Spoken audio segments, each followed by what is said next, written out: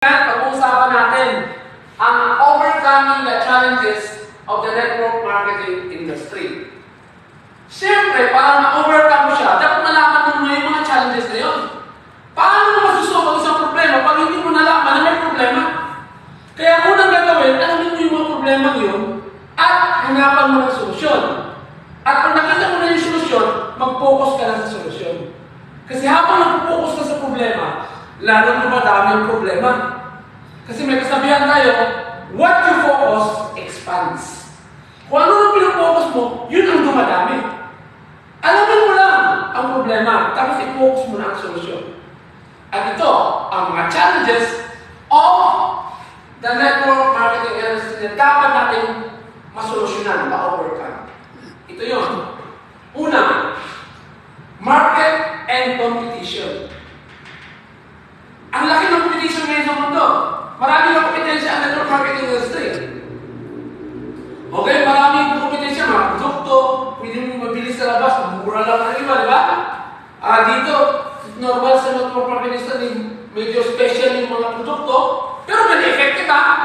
Kaya ako ngayon, ang aming iniinom ng tsokolate, yung white choco, ang ganda niyan, yung mga dati ko iniinom na tsokolate, hindi ko na nang binili ko. Parang hindi na masarap.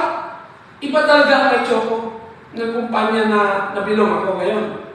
Iba talaga. So, kaya kahit medyo mahal yan, okay lang. Okay lang sanay ako sa mahal. Kasi pag nasanay ka sa mahal, pwede ka maging mayaman. Bakit? Sino bang bumibili ng mahal ng mga produkto? Mga mayayaman. O pag nasanay ka, ibibigay ng universe sa iyo yun. Ano ba? Talagang ipoprovide niya. Kasi lahat ng nangyayari, nandun palagi ang Diyos na nakaagapay. Alright. So, dito, pag-usapan natin yung detalye ng market and competition. Na-challenge dito sa network marketing industry. Marami talagang competition. Okay? Minsan sinisiraan ang network marketing industry. Okay? So now, repetition and public perception. Marami nagsasabi na ang network marketing industry is scam. Kaya nga daw hindi sinasali sa mga educational system ng mga lessons. Wala sa curriculum ng formal education. Kasi, para doon siyang scam. This is wrong. Tulad na sa kumpanya na napasukan ko ngayon. 19 years na nag-i-exist. 19 years na. Ang ganda ng products. Palagi kami bumibili. Every month. Ang dami namin nabibiling products na nakatulong. Natulungan pa kami ng pandemic. Alam niyo ba, nag-save sa amin ng pandemic? 2021. May 2021 nangyari yun. Sa amin, sa pamilya namin, sa 5 kami sa pamilya, 4 kami tinamaan.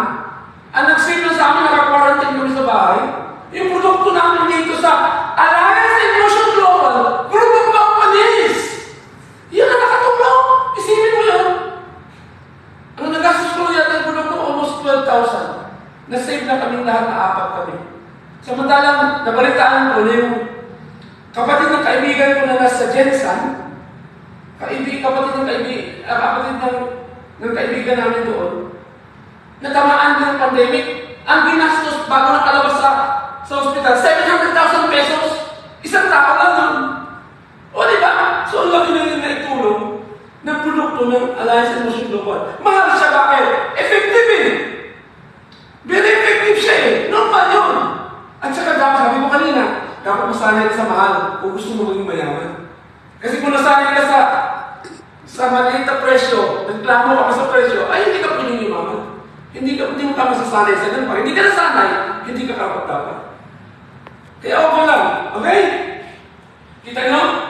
So, ang ganda ng naranasan ko dito, kaya hindi ko may emphasize na yung challenges na ito, masusolusyonan yan. Maganda talaga ang image ng network marketing kapag maintindihan mo. Okay? Meron na kasing bad repetition na makalat eh.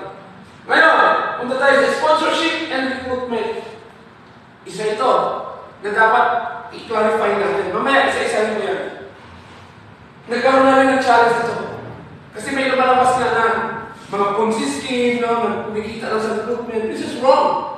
Itong network marketing is kumikita ito sa pag-distribute ng mga products na hindi naintindihan ng karamihan. Okay? Relationship and ethical challenges. Kaya nasira yung pangalan ng network marketing industry sa mundo kasi sa mga kalukuhan ng ibang ginagamit ang business sa sarili nilang kapakanan. Hindi nila natutunan yung tinatawag na ethical network marketing na approach. Okay? So, mamaya pag-usapan natin yan specific.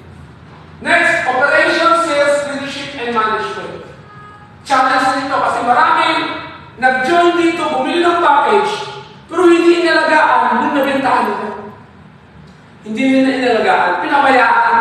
Kaya nung nangyari, nasira tuloy ang image na hindi naman yun ang dapat sa network marketing industry. Dapat, pag nagpa-join ka, tutulungan mo siya maging leader. Aalagaan mo siya, ititrain mo siya, bibigyan mo siya ng tools na gagamitin niya para siya guminawa. Okay? So yun ang one. Nagkaroon ng misconception. Pagdating sa operations, sales, leadership, and management, isa-isa yung natin mamaya. At saka, pang-aaral dito na nakasulat, regulatory and legal challenges. Kaya, yung mga kwan ngayon, maraming issue sa Securities and Exchange Commission na mga tinatawag, mga illegal na mga kumpanya. Kasi yung concept ng network marketing industry, pinasukan ng mga scammers eh. Nasira tuloy ang legitimate na network marketing companies tulad na pinasukan ko ngayon. Na talagang legit na legit. Very legitimate Alliance Emotion Global group of companies. Sige mo 19 years na, ang laki na ng tax na inibigay sa Pilipinas. Ang laki na ng tax. Nanalo pa ito yung pinakamalaki na mabayad ng tax. Mayroon bang illegal na ganun? O di ba? Ang dami namin member dito ng mga doctors, lawyers, mga police. O di ba paano maging illegal?